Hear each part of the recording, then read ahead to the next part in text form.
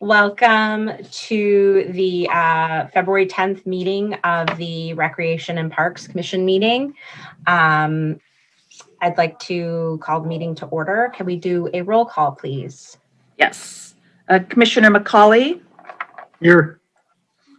Commissioner Varvarigos. Commissioner Almeida. Here. Commissioner Arata. Present. Commissioner Burling is absent tonight. Commissioner Escontrias. Present. And Chair Corman Super. Here. Okay. Can I ask Commissioner McCauley to please lead us in saluting the flag? Sure. Laura, may we have the flag, please? Ready? Begin. I pledge allegiance Allegiance to to the flag of the United States of America, and to the to the republic for which it stands, one nation, under God, indivisible, indivisible, liberty, liberty, and justice for all. Welcome, Commissioner Varvarigos. Thank you. Sorry for rolling in late here. Okay, and now moving right on to D, can I get a motion to approve the order of the agenda, please? I'll make a motion to approve the order of agenda. I'll second that. Okay. And then item E. Aye. Oh, sorry. Sorry. It's been 2 months. We just, okay. Are you taking To approve the order of the agenda. Yeah, we have a second. Commissioner McCauley? Yay. Commissioner Varvarigos?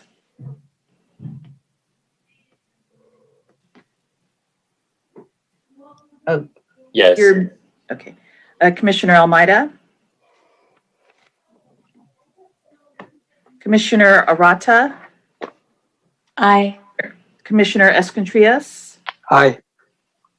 Chair Corman Super. Aye. Okay. And now why don't we move on to item E, blue folder items. Do we have a motion to approve the added blue folder item for this evening? I'll make a motion. Do you have a second? I'll second. Right. Commissioner McCauley? Am I say aye. Voting to accept the blue folder item that was submitted for item J. Yes. Aye. I'm just making sure my microphone was on. Sorry. Oh. Commissioner Varvarigos? Yes. Commissioner Almeida? Yes. Commissioner Arata? Aye. Commissioner Escontrias? Aye. And Chair Corman Super. Aye. Okay. And as noted, Commissioner Arata sent various photos regarding playground and park amenities. So that obviously is tied into the Public Works presentation J1. At that time, if you wish to discuss those photos, you're welcome to do so. Okay. The next is F1 Affidavit of Posting. Oh, okay. So we're moving on to F, the consent calendar. So we need a motion to approve the consent calendar. I'll make a motion to approve the consent calendar. I'll second. All right. Commissioner McCauley? Yes. Commissioner Varvarigos? Yes. Commissioner Almeida? Aye. Commissioner Arata? Aye. Commissioner Escontrias? Aye. And Chair Corman Super. Aye.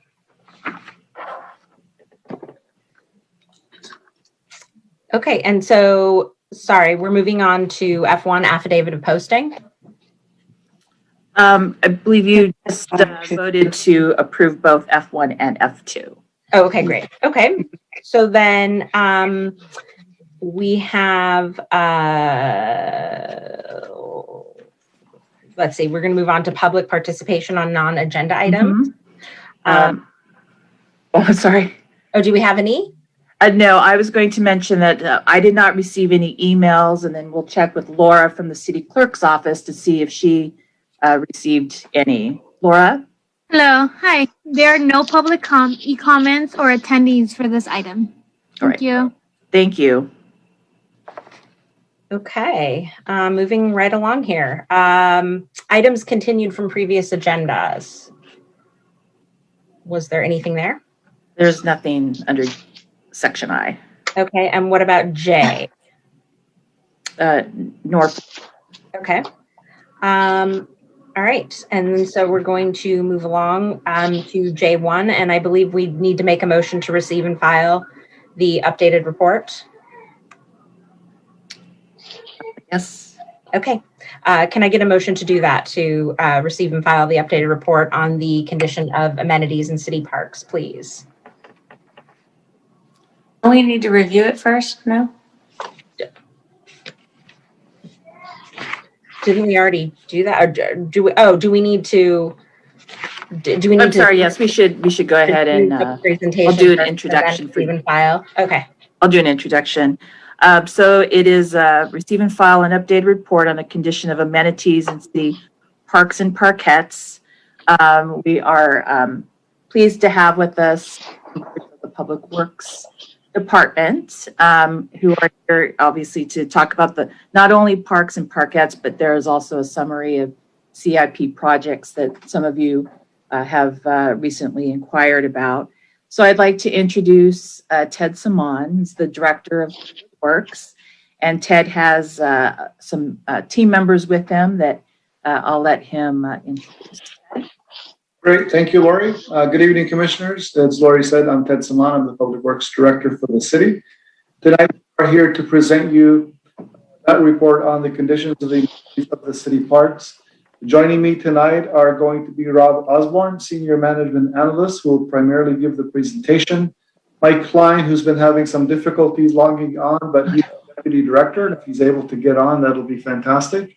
As well as Alberto Alejandre. Alberto is our Urban Forestry and Parks Manager for the city. The last time you received such a report was from the former Community Services Director, John Leroy, back in 2016. John, at that point, gave you a very high level, like a 50,000 foot level perspective of the park's conditions. Our Public Works team has refined that analysis. It is still high level, but it's closer to the 10,000 foot level. We've got a little bit more detail for you to present. And with that, I'll turn it over to Rob to go through the presentation. Okay, thanks, Ted, and good evening, commissioners. I'm going to go ahead and share my screen to get the analysis up there. Does everybody have that, I hope? Mm-hmm. So just, I wasn't planning to go through every park, but let me start at the beginning and just kind of go through the format a little bit. So this is sort of the same format that John LaRocque used 5 years ago. Albert, our parks manager, and his staff went out during December and spent some time at every park and parkette to look at everything there, looking at facilities, looking at lawn and turf areas, and just the overall conditions of the park to see where we stand. So looking at Alta Vista as an example, the categories we looked at, starting towards the left, you'll see general infrastructure. So what we looked at there was just, in general, how's the overall condition of the park, play equipment, playgrounds, buildings, things like that. Next to that, open lawn turf area, obviously play fields, play areas, anything with grass and turf. And then the bigger boxes on the right. So this lists all the amenities in every park. So for example, Alta Vista Park, you'll see there's 8 tennis courts and 3 baseball fields, 1 soccer field. And what we did was we broke it down, like John did, into 3 categories: good, fair, and poor. So again, for example, you'll see the 8 tennis courts at Alta Vista are in the good column, so considered good, and so forth and so on. I think it's fairly self-explanatory. So as I said, I wasn't planning to go through all, but I was going to highlight, in general, things look pretty good. Albert and his staff rated almost every category with either good or fair, which, considering the age of some of our parks, is not bad. There are a few pours, which I'll highlight. believe the first one is at Dominguez Park. The fitness zones at Dominguez Park, not in great shape. We'll give you plenty of time to ask questions here, and Albert can give more detail. And the playgrounds at Dominguez also. Moving down to the next one, under poor, excuse me, there is Moonstone Park. I'm sure you're familiar with Moonstone Park, the grassy area on Mole B. It's not in great shape. We don't really conduct a lot of sports activities or anything there, so we don't put a ton of time into maintaining it. Next poor area, Redondo Beach Pier. 7 restrooms at the pier. 4 were considered in fair condition. 3 we considered to be in poor condition and in need of some upgrades. And then 1 or 2 more pours. Turtle Park. This is the little play area just up above the boardwalk. Not much there other than really some landscaping and benches and whatnot, but it's not in great shape. So Albert gave that one a poor. Then the last one was Wilderness Park. Of course, that park's supposed to be rustic, so it's in the condition we like it to be. The one exception was the community center there, where I think there's some leased classrooms and some various recreation activities go on there. The building's in pretty rough shape, so we did give that one a poor. So at this point, I would turn it over to Albert to do a little overview on our parks maintenance system, and he can answer any questions for you on our general program for maintaining all the 30-some parks and parkettes. So, Albert? Yep. Good evening, commissioners. Well, I'm here to answer any questions that you might have. Like Ted introduced me, my name is Alberto Alejandre, Public Works Manager for Parks. Should you have any questions, I'll give you time to review them. If you have any questions on how we conduct maintenance, I'm more than happy to answer any of your questions. I just want to give you an overall on parks that have restrooms. We visit them daily, 7 days a week, 365 days a year. And parks and parkettes with playgrounds, we do the same thing. We do a daily inspection on all of them. Maintenance overall, we visit the parks on Mondays, do trash, and Thursdays, twice a week. So if you have any questions, I'll be more than happy to answer them to the best of my abilities.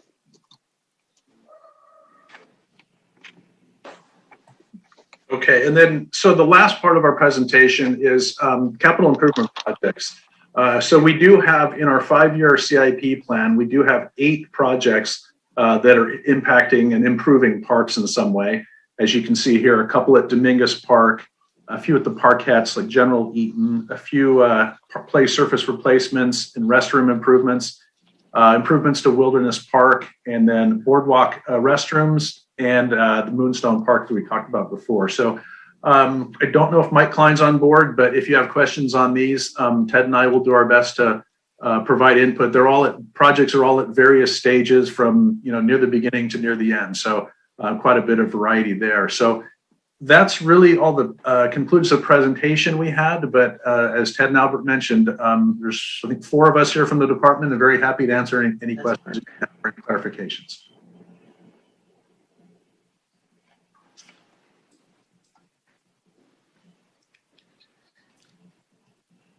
Rob, maybe unless the commissioners need us to have the slide presentations up, we can probably bring them down. Okay. Okay. Yeah, commissioners, I only wanted to highlight one point. I think Rob, when he showed the Dominguez Park playground equipment as in need of repairs. It is in our CIP as he showed on the CIP component, and I believe it had come to you prior to John leaving the city to talk about some concepts for playground equipment replacement. And Public Works will at that point start working with community services on together an RFP for solicitation of park equipment replacement, etc. So those will be coming in the near future as well. So we're available. Any questions you may have? Okay, great. Thank you so much for that presentation. I can see raised hands. I'm very happy to pick this out. What I cannot see is who raised it first. So I'm just going to go down the line. So first question is from Commissioner Varvarigos.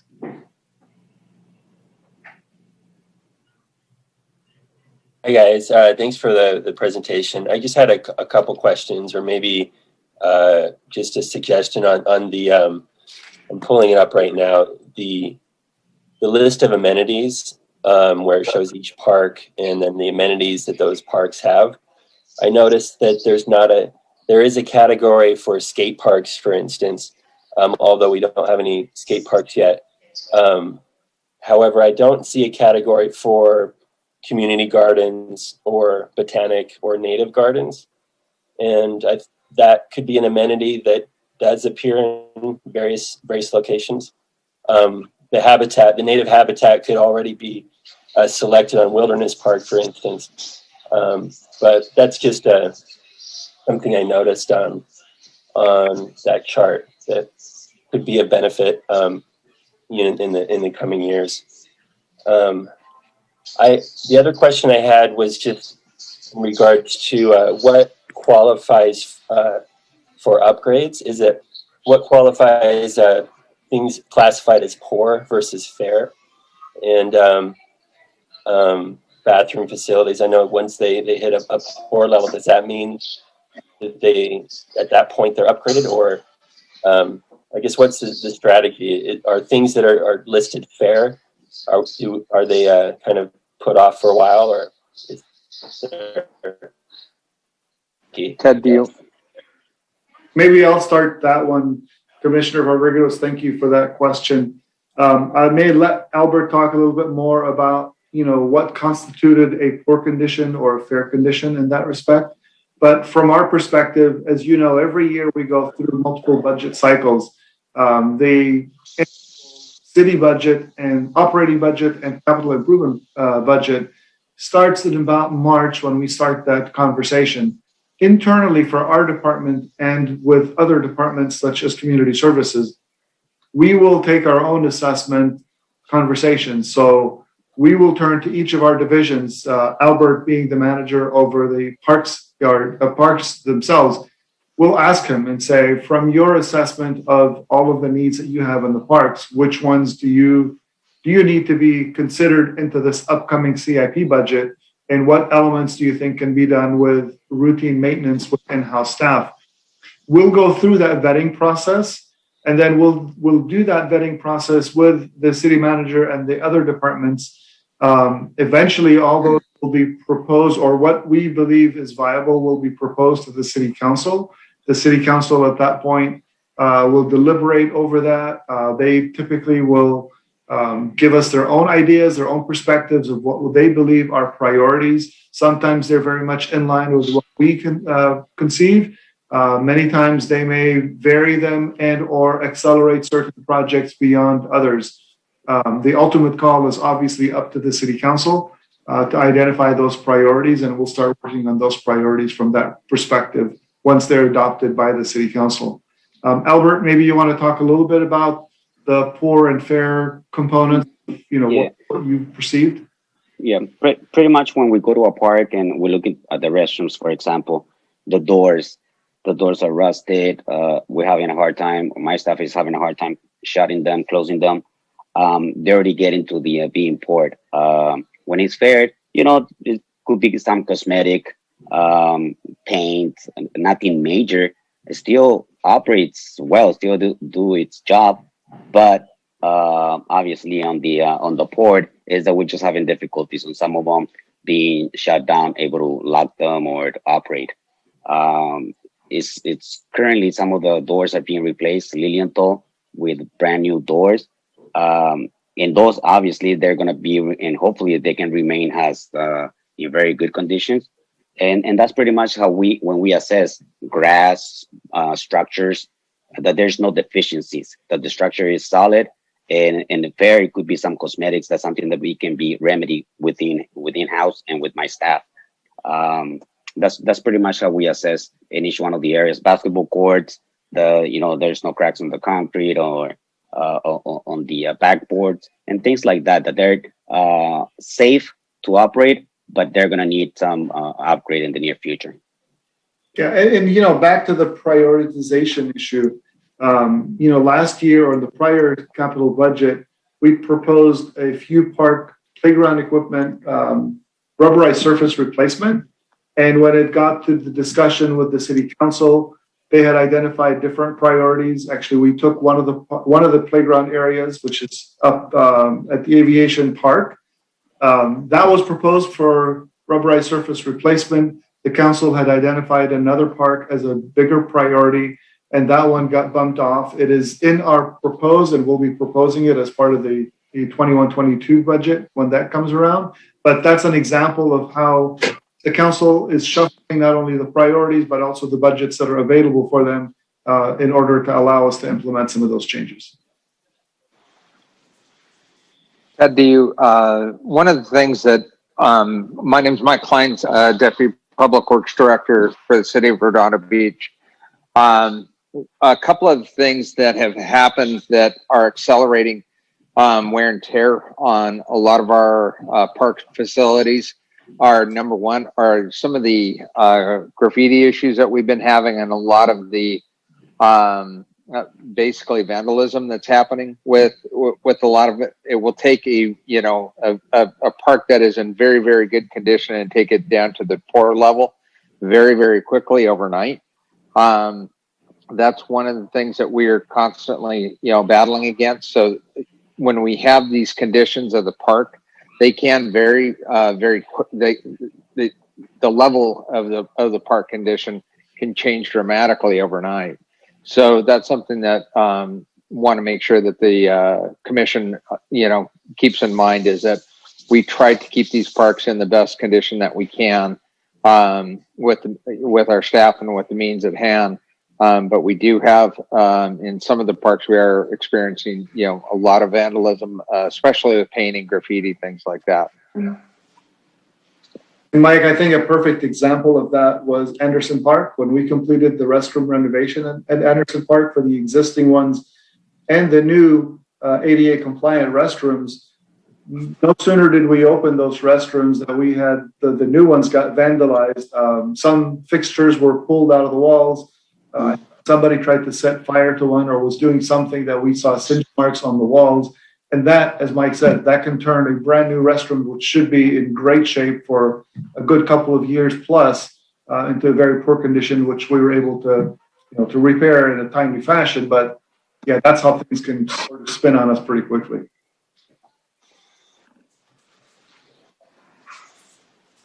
Okay, let's move along to other questions. We'll go to Commissioner McCauley. Gentlemen, thank you very much. Alberto, especially, thank you for I know you guys work hard out there keeping the parks nice and orderly, and for the most part, you guys do a great job. So we do appreciate that. One question I have is just with the dog park at Dominguez. I read somewhere that Edison is going to do some repairing or fixing up like the northeast corner. I was just curious as to what exactly does that entail at the dog park? Northeast corner. Well, it's the name of the gas company, Albert, not Edison. Yeah, it's not us. It's the gas company that's going to do it. I'm just curious as to do we know what exactly they're going to be fixing up or improving? Because I know they tore up the street there, and I don't know how much that affected Dominguez Park. Ted, Lori, you may know some of this. I think that goes into the agreement that the city has with the gas company. There are certain elements that they are supposed to improve within the dog park area, whether that be fencing or tree planting. I don't recall exactly what all the details were. They are working in the upper area, and I think once they're done with the phase, they'll be moving into those improvements after that. But I apologize, I don't recall all the details of what was enlisted in that agreement. Oh, that's fine. I was just curious because I was wondering if it was going to change anything with the dog park at all. And I know the project at Dominguez Park that we last had talked about with the playground improvement with the rubber improvements and everything. Did that include anything for the baseball field at all there? I know their backstops are pretty run down. I wasn't sure if the city helps maintain on that.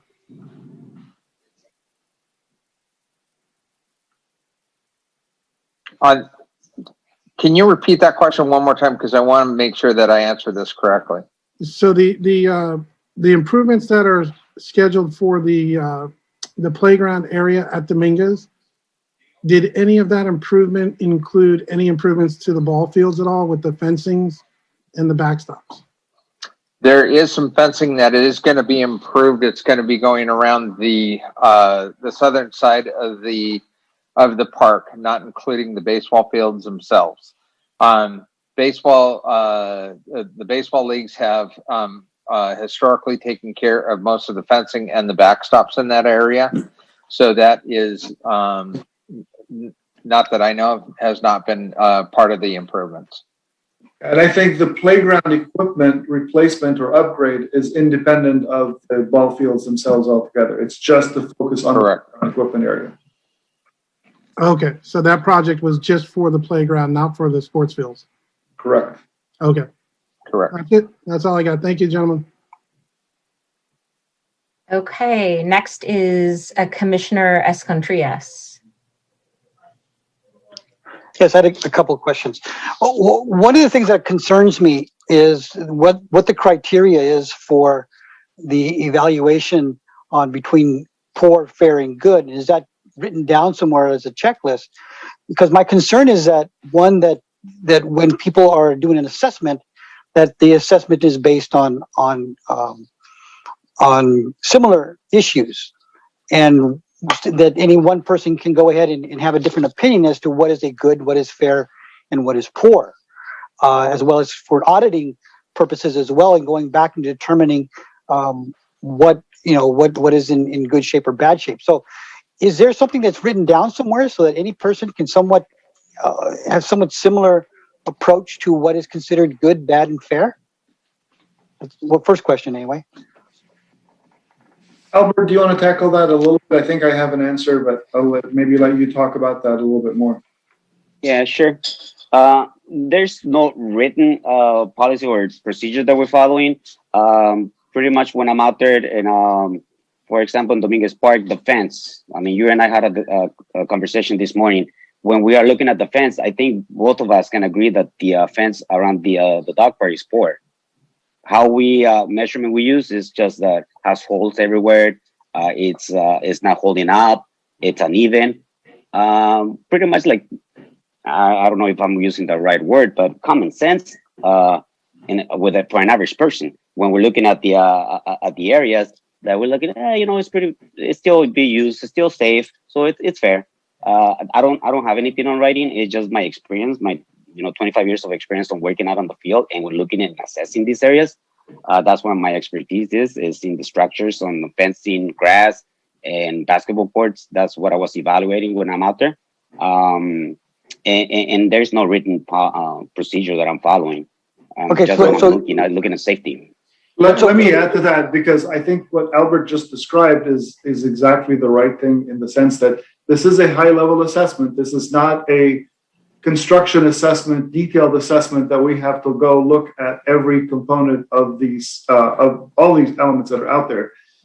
This is both a budgetary and a planning tool that we will use for us to be able to program and plan as budgets come around and identify some of our priorities. We're not giving it the in-depth level of detail that could be there for reconstruction, if you will. If a project gets to that level, then obviously we look at it more in-depth, as we did with the playground equipment for Dominguez Park. Then we'll dig down into all the nitty-gritty and all the components of it. No, I'm not asking or concerned about an in-depth type of structural engineering focus on it. I'm concerned is that there's consistency on how an evaluation is done between, say, restrooms, between comparing, say, the restroom at Dominguez Park to that of at the pier. Now, if the same person is doing that, all the assessments, and I think it would be okay to indicate that the same criteria is being applied. However, if you get 4 or 5 or 6 different employees that are out doing those assessments, that is my concern, is whether or not they are assessed on a fairly equal criteria. Okay. Yeah. So no, I think Albert answered it based on his expertise and background. Okay. So as long as I guess what Albert is doing that, and that's fine. For me anyway. My second question is this. You kind of indicated that the assessments are done and how the approach. Now, these approaches, are they based in, or rather, the prioritization is based on liability, or is it based on and how they're being taken care of based on liability, or is it based on feasibility, or is it based on budget? Well, we prioritize based on the assessments that Albert and his team, as an example, will tell us where they feel the priorities are. That's our number one issue. If it's a legal liability matter, then that gets set as a priority for repairs or replacement in a different fashion. And that's not the assessment that Albert will do. Albert is basically giving us the assessment of what he believes the priorities are based on his expertise. We will try to summarize and bring things forward, as I said, to the city council for consideration under the budget. As we work through internally and with our city manager, they may tell us what they believe we have budgets available for it or not. And that's eventually what gets packaged and presented to the city council. And at that point, the city council has the ability to say, as an example, yes, you've got $100,000 that's available to do rubberized surface replacement, or we're sorry, we can't, we need more. We're going to give you $150,000, which they've done in the past on other projects. And sometimes they may pick other priorities and certain projects will fall back to a following year. Because my concern would be, for example, in Dominguez Park, adjacent to the dog park, there was a hole dug there for drainage, and the hole was left open, or rather they put a piece of plywood over it for approximately 6 months. And our concern with the liability on that is probably greater than, when the plumber who finally did get out there, he said, well, I was really busy. And again, all we needed was one child to fall into the hole, or kids to take up the piece of plywood, which was not secured. And my concern is as to how and why sometimes entities are not talking to each other or working with each other. Now, my last one is this: is that you indicated that there's the evaluations and such, but I'm seeing a bit of a disconnect with the stakeholders in there. For example, asking and going to either, for example, the Friends of the Dog Park or even the Wilderness Park and asking what their needs are and what has to be done in order to determine prioritization. And I think what has occurred is that leaving people out of this who consistently, or even, for example, the baseball field, to see what their needs are and what they believe are priorities before going and to the city council to let them determine what's a priority. Because what occurs then is I think it leads to bad blood for one, and two, sometimes a waste of funding. Especially like currently, I know that at the dog park, there's individuals who believe that there's certain needs for things, yet they've never spoken to anybody who's actually worked at the dog park. And I think sometimes it's a waste of money. But I see there's a disconnect where nobody has mentioned anything about talking to the Little League people to see what about the backstops, and what they can handle, what they can't afford. The Wilderness Park and seeing what their needs are and to avoid any type of poor assessments, or even for the dog park for that matter, or even at Aviation Park, it's the people who work there to determine what goes on there. But is there a possibility of ever contacting these people to see how we can work with them? Commissioner, this is Mike Klein, Deputy Public Works. Yes. So we have had dialogue with different users of the park. A couple of weeks ago, we had a dialogue with Wilderness Park with Jacob as one of them, with some of the projects that are going on in the park. We have to be part of that team also, so that we can plan out infrastructure for that. We had a very nice conversation with Jacob. Some things, some plans that they have in the future we need to get on drawing so that we can also work with them. So it's kind of a two-way street on a lot of this. That's Wilderness Park. Sunset Little League. We were over at Julia Field last week with one of the Little League parents and one of the operators, talking with them about some of the things that they would like to see done and expansion of their Little League. Last year, we put in new electrical so that they could have lights, and that was worked into a plan that was worked with soccer leagues with some of the t-ball, so that they could eventually have light stands that they could plug into instead of using diesel generators. So there is dialogue that is going on. Granted, there has been a change with John when Mr. LaRock was handling a lot of stuff. He was working with different people. So that's a little bit of catch up that we have to do, because that was a portion of what he was taking on, and then he would convey that on to us. So I think that Ted, myself, and Albert and Lori, for as she's filling in for this position, we're trying to catch up on a few things. There are a lot of needs that are needed at the dog park. I know how passionate that you are about that. So there are quite a few things that that we can do better, obviously. But it's getting that dialogue going on with the different people, with the different operators. And Mike, I want to add one more thing to that, and that's that typically the city manager will come to each of the commissions on an annual basis as we start to come up with ideas for the capital budget and the operating budget, but specifically the capital budget. He will come to the commissions. He will ask. Obviously, right now we're doing all of this virtual, but generally speaking, and I think it's in the March period, maybe April, I don't remember. He'll come to the commissions, he'll present what the expectations are, and solicit basically priority projects or priority improvements from the commission. So I think there is an opportunity for you as a Rec and Parks Commission to be able to give that that information directly to the city manager as well. Thank you. Okay, next question from Commissioner Arata. Hello, gentlemen. Thank you for joining us this evening. I just have a question. I think the chart that you provided is very great. It's clear, it's concise. And I'm looking at the totals on the poor, and just wondering if it's fair to assume that perhaps they're going to be working on the poor rated facilities first.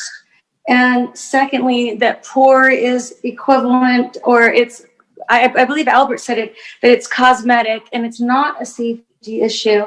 And wondering for safety related issues or for graffiti, how quick you turn it around. If it's like the same day they can go there and cover up the graffiti, or if anything that's urgent, they can do it in the same day, or what's your, how do you quickly remedy situations like that? Yeah, on the graffiti, my staff has graffiti wipes, but if it's minor, if it's on the sinks, if it's on the faucets, that it can be easily taken off, they do it right on the spot. If it's something major, graffiti all over the restroom that needs to be painted, then we call it in. We have a contractor, and they're pretty good. And especially we tell them, hey, this is very like language, the gang related. We try to take care of that as soon as possible, and they show up within 6 hours, and they take care of it. Whatever, that's fantastic. Yeah. And and if it's something that needs to be taken care of, we'll do it ourselves. Like I mentioned, my guys are very active, and they have their graffiti wipes in their trucks. Minor, we'll take care of it. If it's something that needs to be a little more tedious and paint and things like that, the contractor is pretty good. So there's another portion. Another portion of this is that with interaction with the police department, the Graffiti Abatement Company that will come out and do some of the major graffiti that's on the outside. A lot of times PD wants us to have a report written on this so that they can track the graffiti. Going on approximately 6 months ago, there was a lot of tagging that was going on at Perry Park over a weekend. There were some pretty graphic things that were written on the walls. Our facilities team came out and painted those over right away. Perry Park also gets painted quite a bit in the restrooms by facility staff when Albert's crew, it's not in their wheelhouse to be painting full restrooms. But again, I bring up the vandalism issues that we have over some of this stuff, is that it does need to be reported to PD. They want to keep track of it so that in case they do have any kind of success in catching somebody doing this, they can, part of their restitution is to go after the amount of man hours that we put into that. Any of the exterior graffiti that say on walls, things like that, that's normally done by the Graffiti Abatement, and that's handled through our police department. Thank you.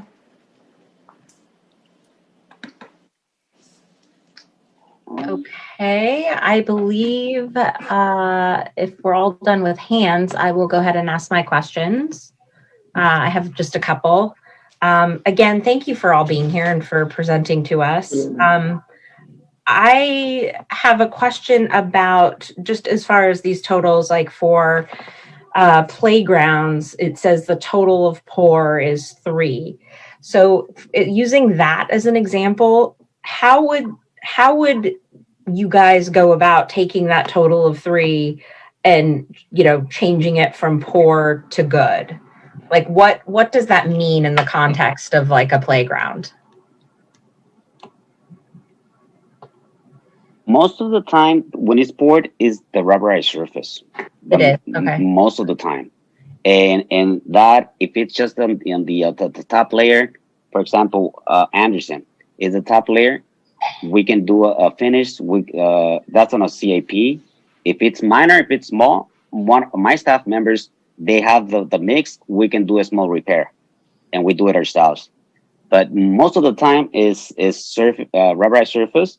And that needs to go through a CAP if it's major. Okay. And Chairperson Corman Super, I think 2 out of those 3 are the playgrounds at Dominguez Park, which, as we said, those are in motion for actual replacement. Turtle Park, as an example, with Albert's assessment now, that if we've got a playground that is not in great shape, that's one that we would be proposing under the new CIP to say, okay, Albert, what do we need to do? And we'll propose that and bring that forward to the City Council for consideration. Okay, great. Okay, thank you. That clears that up. That's awesome. And then just I'm a big COVID safety person. The commission knows that at this point, but just sort of wondering, I get a lot of questions about from moms in particular about what's being done extra now that parks are open as far as COVID, cleaning, sanitization, that type of thing. What is your new routine as far as sanitization go with that, and just, you know, keeping an eye on parks and just a general sort of rundown of that? I don't want you to have to get too specific, but. Yeah, with everything that is, everything that is going on, especially the playgrounds, you're right. My crews have sanitizers. We do it once a day. That's all we're able to do it, just in the mornings. And on the rest, we're hoping the parents take some responsibility, take some wipes, and they take care of their kids themselves. But the area that we can do in the amount of work that we can do in each one of the playgrounds is once a day, especially in the very morning, at the beginning of the shift. And that's a lot, given how many parks and parkettes we have. I mean, that is a lot. That's a lot of manpower required for that. It is, but it's also the parks maintenance standard that I implemented when I started with the city is playgrounds have to be inspected daily. I mean, it's a park. What is the area that is used the most? It's a playground. So a daily inspection is done on all the parks. And since we're already there inspecting, we wipe them down. But yeah, you're right. It will require a lot of man hours to be going back twice or 3 times a day. We're just hoping that the parents, they understand that and they're taking their own wipes and they're taking care of their kids when they're out there. But we provide that service in the mornings. Awesome. Are there any other questions from any other commissioners? Commissioner Arata, do you have a new question or? No, I don't think you put my hand down, but okay. Yeah, no. So I guess I just wanted Albert just to confirm that basically the poor condition is other than the rubberized surfaces, it's pretty much cosmetic for these items. Yes, because if it's a safety, especially playgrounds, if it's safety, we take care of it. It cannot be an operation if it's a safety issue. Thank you. So, Perfect. Thank you. Sure. Okay, I think that wraps up our questions then. Mhm. I just had one follow-up. I did want to. Oh, I think Commissioner Rodriguez is asking a question, but he's frozen, at least for me. Frozen for me too. Yeah, Okay. we can't hear him either.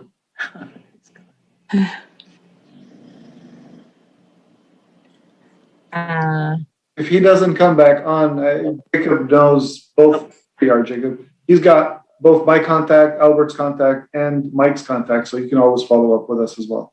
Okay. All right, sounds Oh, good. wait, I think he's here. Okay, go ahead. No, it sounds good. I just wanted. I was just following up about the community garden, botanic garden column on the assessment plan as a potential something that you might look for. You know, whether it's botanic, community, or native, as an amenity. But yeah. Native, I'm not certain. It may be a good idea to just add that, because I think with exception to Wilderness Park, that may be the primary place where we have that. The community garden, I know there's been a lot of discussion and conversation at the city council. It's also one of the priorities that was mentioned during the strategic plan. Our city manager yesterday with this discussion with the council, I think identified that discussion will come forward in March sometime. To the city council, talking about the community gardens. And I think once we have an approved, if you will, community garden by the city council, then you're right, that would be a great column to add on to the assessment here. But until we do that, we can't add that with a presumption that it will or when it will. And you're right, once it is, it will be an amenity that will be included overall. I see. So the distinction, for instance, like the skate park, even though we don't have a skate park, we still have made the city council has agreed to have a skate park and move forward with that. Correct. Correct. And there's no information, as you saw in the column, there is no information on the skate parks, but the council has approved a couple of them to be designed and constructed, and those are in progress. So we put them in as placeholders. I see. Okay. Thanks. I appreciate that. Absolutely. Right. Any other questions for Public Works? Ted, thank you so much for the presentation and just taking the time to answer all the questions and provide information, and for everyone's hard work. It is a lot of work to maintain all these parks and parkettes and amenities. Hey, Lori, I just wanted to chime in really quickly. One of the things that Public Works, and I know that a lot of people, they expect their parks to be cleaned and taken care of, but the Public Works, the parks maintenance team this year has done an extraordinary job. We had bouts of COVID that came through a couple of the departments. Parks maintenance was not the only one that was left alone. We had managers that had to take time off because of contact that was brought up. But a lot of the things that have happened, and this is a pat on the back to Albert and his crew and Juan, is that we had limited staff. We had people that were either out on leave or actually had taken ill with COVID. They kept the parks as tight and as clean as possible to make sure that everything that was so that there's an enjoyable experience out there, including the Esplanade that is not necessarily a park, but it's a walkway that had to be taken care of. That's also credit to the streets maintenance team. So there's a lot of people that when you say that there's a lot of work, it's unbelievable how much work that is actually out there. So I wanted to give Albert and his crew a bit of a pat on the back because they have really stuck with it. With limited staff and limited time, just wanted to make sure that they were recognized from me. So, okay. Thank you, Mike. Thank you, Mike. Then, thank you, Lori. Thank you, commissioners, for having us tonight. Thank you. Have a good evening.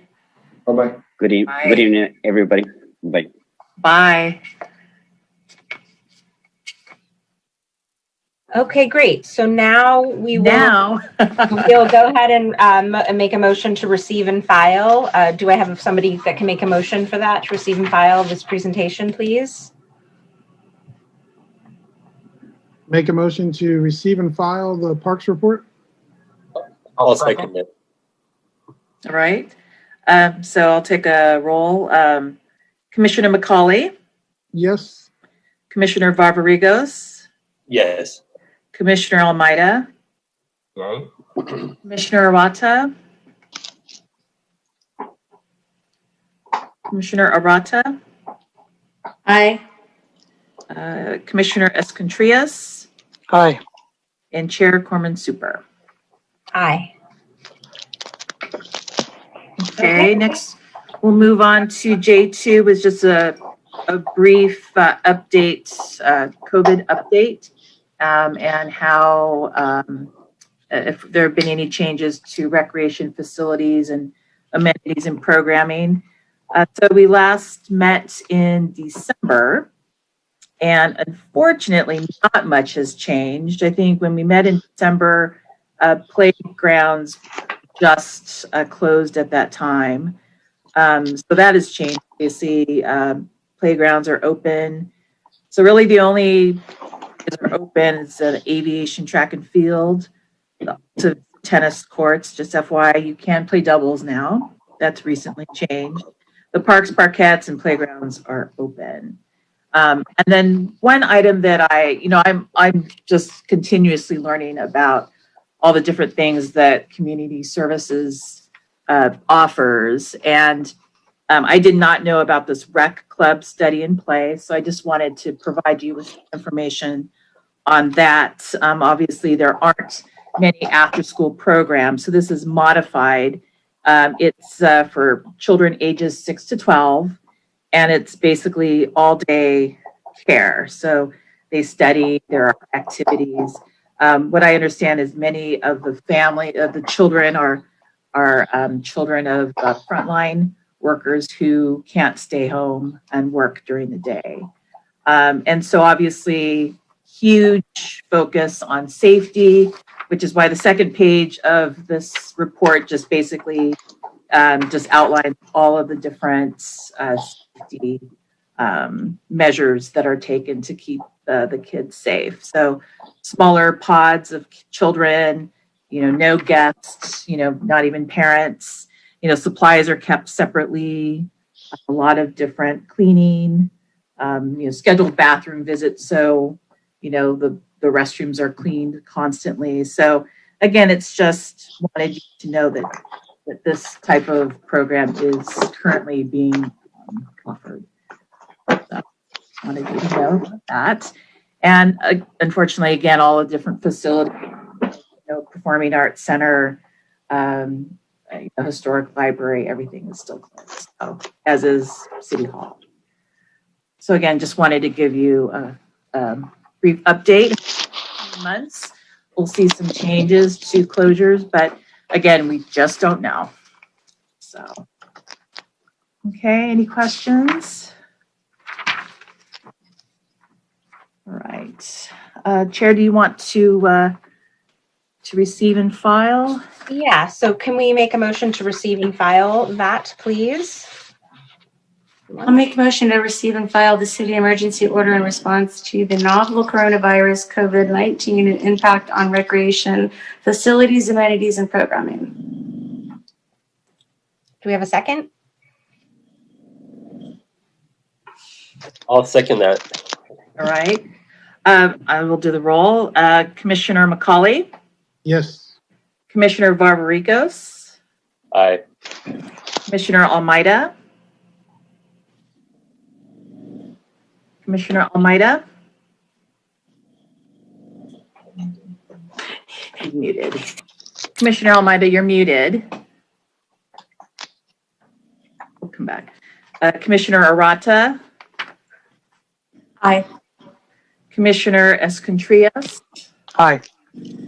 Chair Corman Super, Aye. and Commissioner Almeida. And that's an aye. Okay, sorry about that. Okay, and then we'll move on to the director's report. And I just want to remind the commission that, you know, during this verbal report, there might be something that you want to see come back to as an agenda item. So just the reminder is that the commission needs to vote to have something added to the next commission's agenda. So I just wanted to remind you about that. Just wanted to quickly follow up on the Southern California gas work. Their first amendment expired at the end of 2020. And so the second amendment now takes them through the end of April, in which they will pay us $90,000 for the open space acquisition fund. And in case they go past April, there is a May specific payment that they need to make in May of $27,000 and in June $31,000. So I think that will encourage them to finish their work in April. We mentioned community garden presentation likely March. Excuse me. Yes. I had a question concerning the gas company. You indicated that they would pay. Okay. Is that to go into the general fund, or is that going into what was going to be utilized for the dog park in addition to the previous money? It's the Redondo Beach Open Space Acquisition Fund. Okay. So that it'll go into that fund. My understanding is that there are several entities who are going to benefit from that, particularly the dog park itself.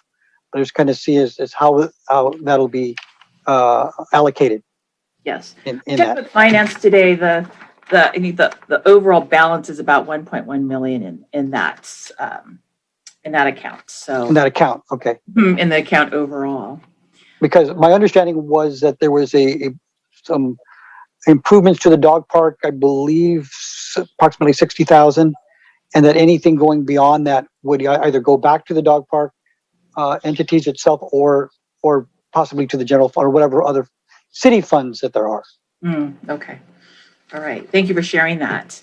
A couple of items I wanted to let you know will be coming to your commission. What's going to happen is a week from today, the Historical Commission holds their meeting, and they will be talking about the possible renaming of the Flagler Ripley Parquet, and basically they will be sharing a story about a Japanese American family that lived across from Jefferson Elementary in the 1930s. During the war, they were interned at Manzanar and then did return to Redondo Beach after the war, in which they then raised their children who went to Redondo Union. And the mother of this family actually lived in Redondo Beach for 99 years. So again, that will be introduced at the Historical Commission. It will then come to your commission, and you can then decide on a recommendation. Another item, a potential joint project with the Historical Commission, is about bringing the Historical Museum outdoors, and that is by creating murals in a local park or right-of-way depicting city events on walls. So part of that will also be technical aspect, like a QR code, something that would allow people to listen to a Redondo Beach history or go to a website. So I believe the Historical Commission chair has reached out to Chair Corman Super. And again, if that is something that you want to have brought to this commission, you can provide that as a referral. Let's see, Skatepark Updates. Probably since we last talked, they're basically engineering is working with the city attorney's office to prepare a design build solicitation. So that's kind of where we are in that. We talked about Julia Field. Again, we did meet with Fonda. I think she's the president of Redondo Sunset. And so the city is looking at cost for a possible replacement of the backstop and bleachers. And they're also going to take a look at possibly fencing in the area that's, I guess, parallel to the baseball field where soccer is played. So they'll be taking a look at that as well. The Morel Historical House, if you've driven by there, you'll see work, or probably the roof being covered. It's going to be replaced, but I think they're just kind of waiting for weather to clear before they tear the roof off. A couple of other things. Chair Corman Super and I talked about this earlier, but they are currently recruiting for the community services director. So if you think you know of strong candidates, it's currently posted on the city website. So you might want to take a look at that. And I think that is it for now. Any questions? Okay. See, are there questions from, I think I have a couple raised hands here. Okay. So Commissioner McCauley? Did you mention that the History Commission needs a referral? Was that on both items or was it just on one item? I am bringing forward the possible renaming, but the referral would be on the murals, the historical murals, if you want to have that brought to your commission. Okay. I'm okay with that. I would make a motion to refer the Historical Commission to our commission. Would that be correct way to The say presentation, okay. Yeah. All right. I second that. All right. And then let me do a quick roll call on that one. Commissioner McCauley. Yay. Commissioner Barbarigos. Commissioner Almeida. Commissioner Almeida. Commissioner Arata. You're on mute. Arata. Sorry. That's okay. You muted. Commissioner Escontrias. Aye. And Chair Corman Super. Aye. Okay. Okay, and then, was that it for you, Commissioner McCauley? Okay, Commissioner Arata? Thank you, Chair. I have a question. Has the Historical Commission reached out to the Art Commission as well to partner with this project to do the Yes. murals? Okay. Yes. I made a similar director's report at the recent. Thank you. You're welcome.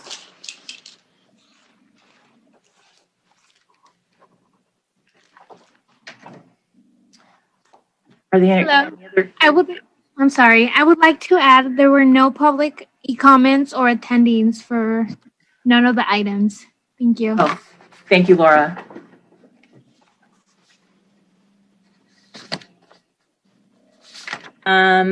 Let's see. I think that was it as far as Mhm. hands up. So I think that concludes our director's report, right? Yes. If you could just receive and file. Oh, okay. A motion to receive and file, please. Motion to receive and file the director's report. Do we have a second? All right. Commissioner McCauley, Yes. Commissioner Barbarigo, Yes. Commissioner Almeida, Aye. Commissioner Arata, Aye. Commissioner Escontrias, Aye. and Chair Corman Super. Aye. Okay, great. So now I believe we're moving on to referrals to staff. Does anyone have anything to add? I see hands still up, so I'm going to go to Commissioner McCauley. Thank you, Chair. There is one issue I would like to raise to be considered at our next, or considered to be put on the agenda for our next meeting. And that is at Alta Vista Park. I have a long history at that park when I was working with Redondo Sunset. And over the years, there was one issue that just always kind of kept us awake at night, and that is the speeding cars going down the road in the middle of the park. A lot of the traffic that goes through that park, for our commissioners to understand, if you haven't been to Alta Vista too much, there's a road that goes right down the middle of the park. And sometimes, quite often during the peak seasons, when there's hundreds of kids running back and forth from both sides to the park, there's excessive speed going on. And something that's been brought to my attention, not only that I've always been fearful of this issue, but I've also gotten some contact from the community as well. And I got some emails, and the residents and the league are asking us to look into asking the city to consider putting speed bumps on that stretch of roadway in the park. Right. And so, not that we would be voting to do that right now, but I would just like to have a discussion about that possibility. Okay. So I'd like to make a motion to, or can I make the motion, or does somebody else have to make the motion? So then I'll make the motion that we get this item, Alta Vista Park Safety, on the agenda for our next meeting. Right. I'll second that. All right. Another roll. Commissioner McCauley, Yes? Commissioner Barbarigos, Yes. Commissioner Almeida, Aye. Commissioner Arata, Aye. Commissioner Escontrias, Aye. and Chair Corman Super. Aye. Okay, thank you. Thank you. So I don't believe then that we need to make a motion about anything regarding the historical commission, correct? So we have that coming. We have them coming to present about that at our The next murals. meeting. Mhm. Right. Mhm. Okay. Okay, great. I'd like to make a referral to staff, though, to give us some more information about Community Garden and what's happening with that. I know that it kind of got held up with City Council, and I'm just wondering if there's anything that we can do, or if we ask for more information, or just reiterate again that it's a priority for us since we voted on it a while ago now. What I will be able to do is share what happens at the March 9 council meeting, because we are planning to bring that to them, presentation and discussion. So I'll be able to follow up on that. Okay. Mhm. And then Commissioner Arata, did you have a referral? Sure. Can you bring it back as far as the condition of the parks, the pour, and the fair? Oh. And I'd like to really get a detailed report of the poor conditions at the park, concerned about the restrooms and the playgrounds. All right. I could probably take care of that as part of the director's report. All right, I have that down. Thank you. Okay. Is there anything else from any other commissioners? Okay. Well, then I guess I will. Do I have to make a motion to adjourn? I forgot. It's been so long. I'll make a motion to adjourn. Right. And we'll see you back on April 14th. I motion to adjourn, and then do we need to second that, right? Yeah. Yeah. So where's the second? One second. It's on second? Okay. I should know this by heart, but. All in favor? Aye. Uh, 9. Commissioner Barbarigos, Aye. Commissioner Almeida, Aye. Commissioner Arata, Aye. Commissioner Escontrias, Aye. and Chair Corman Super. Aye. Thank you all. Thank you, guys. Have a nice evening.